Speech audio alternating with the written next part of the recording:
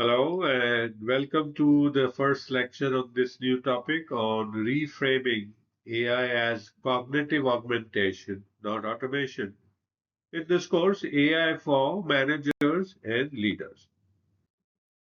So in this lecture, we will talk about how can you position AI as a thinking partner that expands human capacity. So how do you think you can do that? Any thoughts?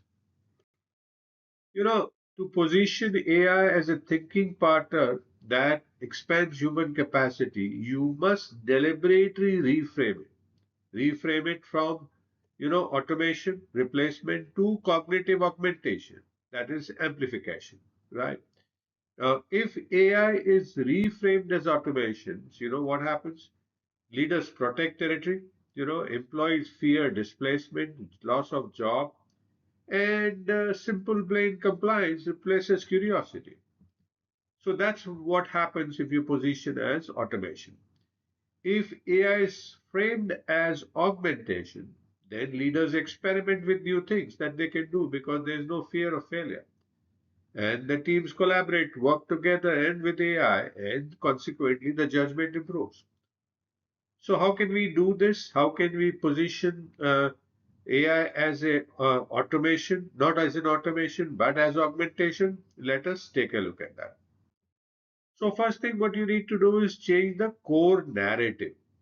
Now most organizations introduce AI as something where you can automate 30% of the tasks. It's all about automation. And that framing triggers the fear in people who will lose the job after automation. So instead of that, you should say, we can improve the quality of our thinking or expand our cognitive bandwidth. And that will start shaping the identity, and that's the change in narrative you need to do. Then define AI's role as analytical accelerator, right? In that you need to be explicit, clear, very loud in that AI is good at, few things like pattern recognition, large scale synthesis, rapid comparisons, scenario generation, and drafting alternatives. Whereas humans are good at context, ethics, relationship sensitivity, trade offs, and long term trust. And the message that should go out with this definition of AI's role is that AI accelerates analysis and humans elevate judgment. Then you need to replace efficiency matrices with decision quality matrices, right? Now, if you measure only cost reduction, headcount saving, and speed, AI will feel like automation, right? Isn't it? Because that's what automation in the past has given. It has given cost reduction, savings, and speed. But if you also measure improved strategic clarity, risk reduction, bias reduction, strong trade-off articulation, long-term preservation, this will shift the perception from replacement to enhancement, from automation to augmentation. The fourth thing you need to do is to teach leaders to use AI as a thought expander. There you need to do through the prompts that people give. You need to encourage the leaders to give prompts like, what perspectives am I missing? Challenge my assumptions. Say to AI that. And generate alternative hypotheses. Ask AI to do that for you. Also, you can give a prompt like stress the strategy after you lay out your strategy. And ask what unintended consequences could emerge from my strategy, action, or decision that I'm planning to take. And here, AI starts becoming a cognitive mirror, not a decision engine, because you're asking it to think for you. Then highlight before and after thinking improvement. Show examples where AI in before scenario was single option decision, had limited modeling of the scenario as it had reactive strategy. And in the after scenario, show that you can now do multiple strategic paths. You can see them, you can share them, you can look at the clear trade offs, and you can do execution where you are aware of the risk involved. So frame it as we think more broadly now, not we work faster. Design AI as a second brain. not a replacement brain. Introduce the metaphors. Metaphors is a wonderful way of communicating this, that AI is analytical engine and leaders are meaning maker, right? And the decision is human accountability. And in that whole process of saying that, say that, reinforce that the AI does not replace thinking. It expands the range of thinking. Then teach the cognitive flywheel model. You know, position AI as a part of this cycle that you will see here. You start with the human insight, use AI to expand your thinking or data or analysis, then use human judgment, then go back and do the human AI refinements, based on your judgment. And then you make a better decision. This shows very clearly partnership, isn't it? Not hierarchy. Because you're working together with AI. You're giving your insight to AI to expand or build on that. You're getting that back to us, asking AI. So it's a relay race that you're running. So teach this cognitive flywheel model.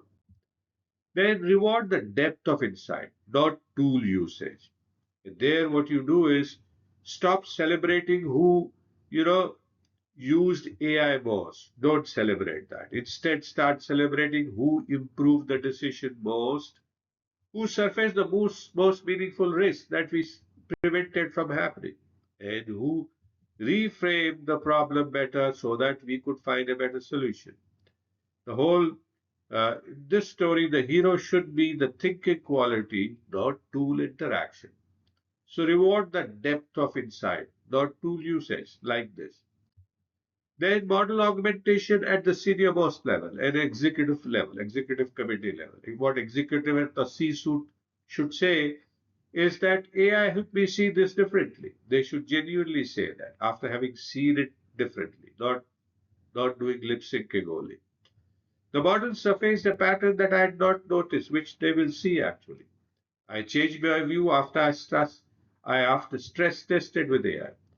And this will communicate from the top the partnership with AI, right?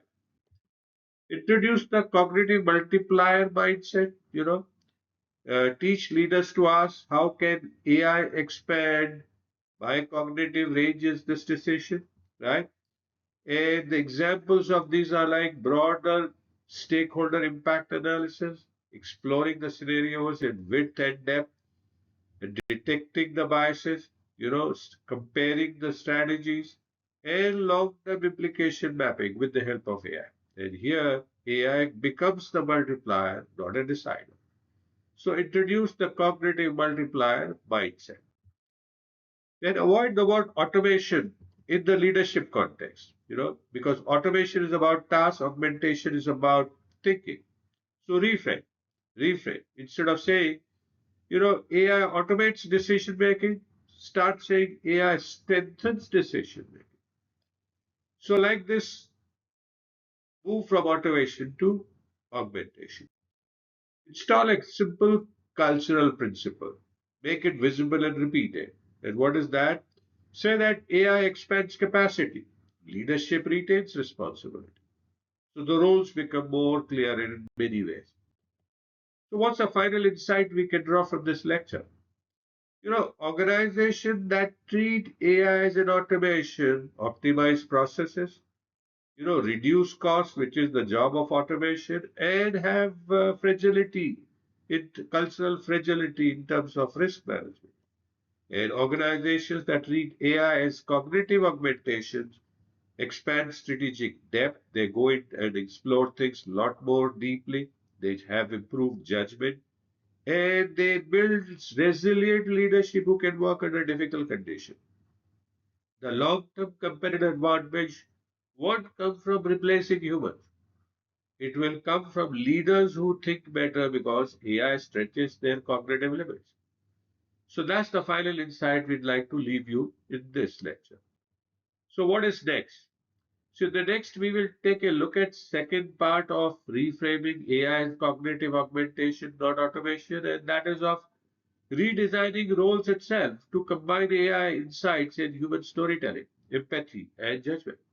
How to do that? Let's take a look at that. So thank you so much for watching this first lecture on reframing AI as cognitive augmentation.